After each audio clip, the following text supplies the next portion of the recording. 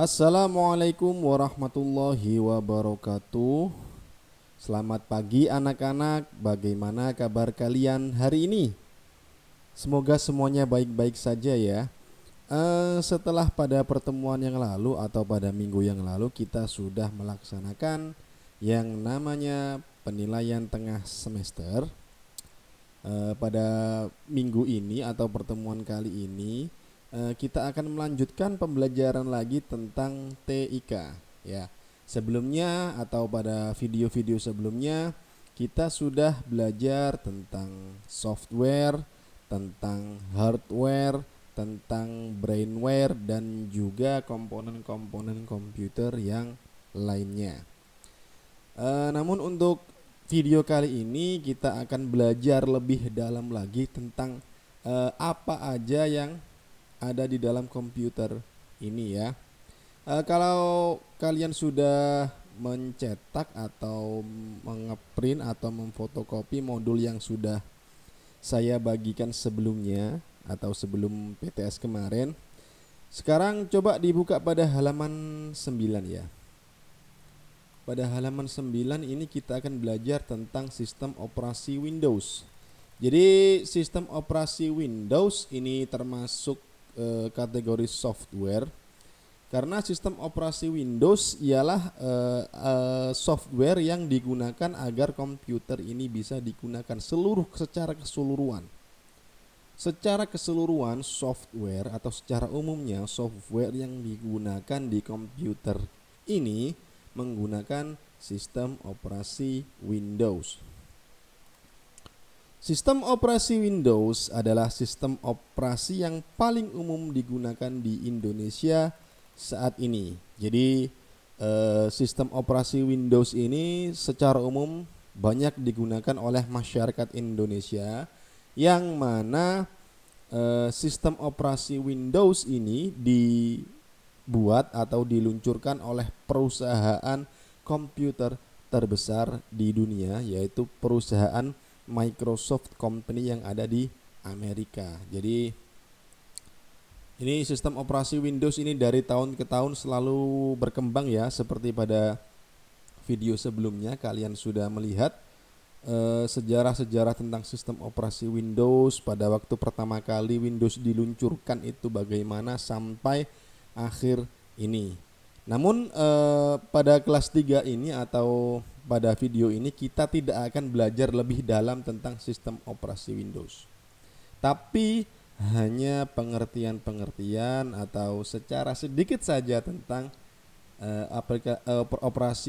sistem operasi Windows ini ya.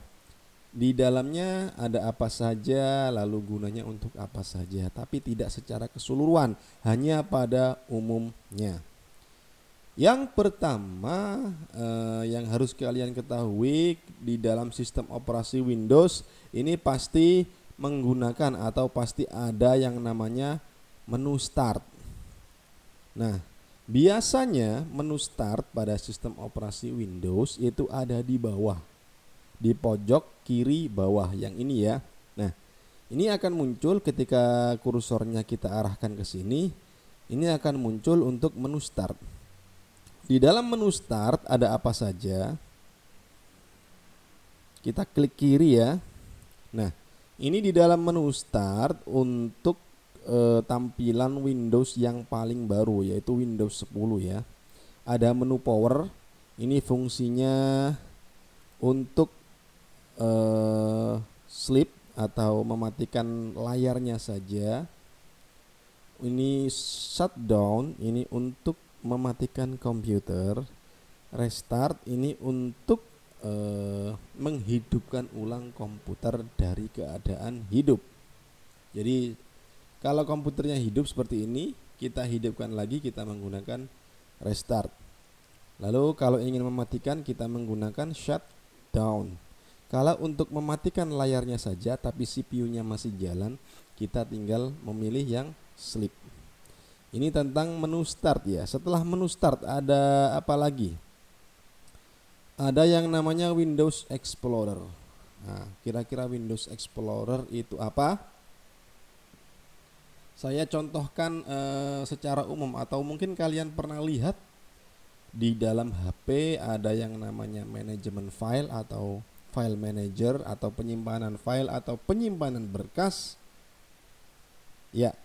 Nah, kalau di dalam HP yang menggunakan basis Android, biasanya ada pengelolaan berkas, ada penyimpanan berkas, ada penyimpanan file. Itu istilah-istilah yang digunakan ya. Jadi namanya tidak harus sama.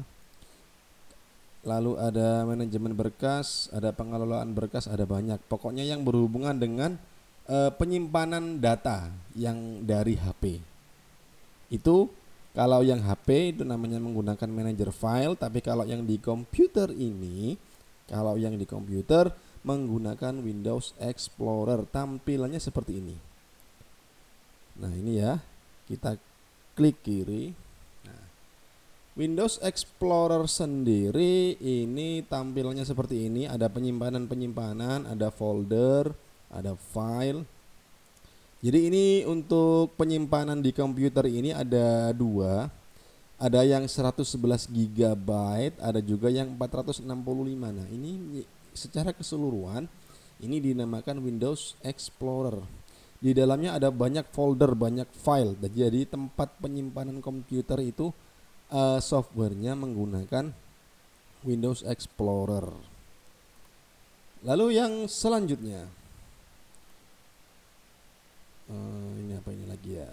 Oke, kita lihat ke bawah dulu sebelum melanjutkan secara detail. Oh, sudah sampai sini. Ya. Secara umum, setelah kita membahas tentang Start tadi, lalu Windows Explorer, lalu yang ketiga, secara umum software yang ada di komputer itu pasti ada yang namanya program. Nah, ini ya, kalian bisa lihat di layar komputer ini ada banyak sekali program ya. Ada untuk mengedit video, ada untuk mengedit gambar, ada untuk berselancar di internet, ada untuk menulis sebuah tulisan. Pokoknya ada banyak program yang ada di dalam komputer ini. Namun pada kelas 3 atau pada jenjang SD ini kalian tidak akan dipaksakan untuk mempelajari tentang program-program dari komputer ya.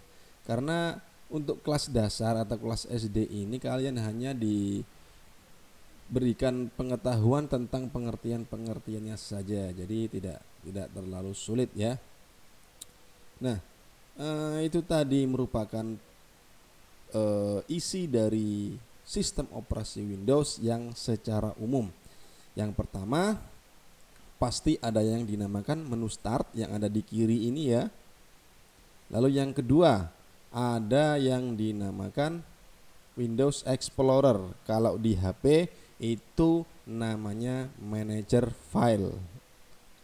Lalu yang ketiga, isi dari sistem operasi Windows sendiri yaitu semua program-program yang sudah diinstal di dalam sistem operasi Windows ini. Ya, jadi seperti itu secara umum gambaran tentang Windows atau sistem operasi Windows. Untuk minggu ini atau untuk video ini saya rasa cukup untuk pembelajarannya.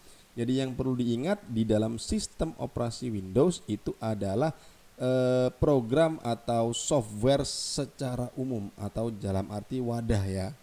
Seperti wadah dari beberapa software itu dinamakan sistem operasi Windows. Nah, pada umumnya di dalam sistem operasi Windows itu sendiri ada yang pertama yaitu menu start, yang kedua yaitu Windows Explorer, dan yang ketiga yaitu keseluruhan program. Jadi pada dasarnya sistem operasi Windows itu mencakup 3 bagian tadi ya.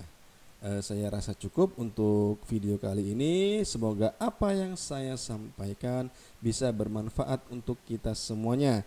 Dan saya berpesan kepada kalian atau kepada seluruh siswa-siswi SDNU Banat Banin untuk tetap semangat dalam belajar meskipun keadaan pandemi seperti ini memaksa kita untuk belajar secara daring atau belajar di rumah masing-masing.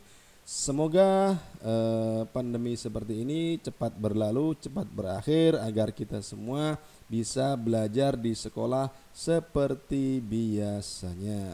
Dan saya akhiri, assalamualaikum warahmatullahi wabarakatuh.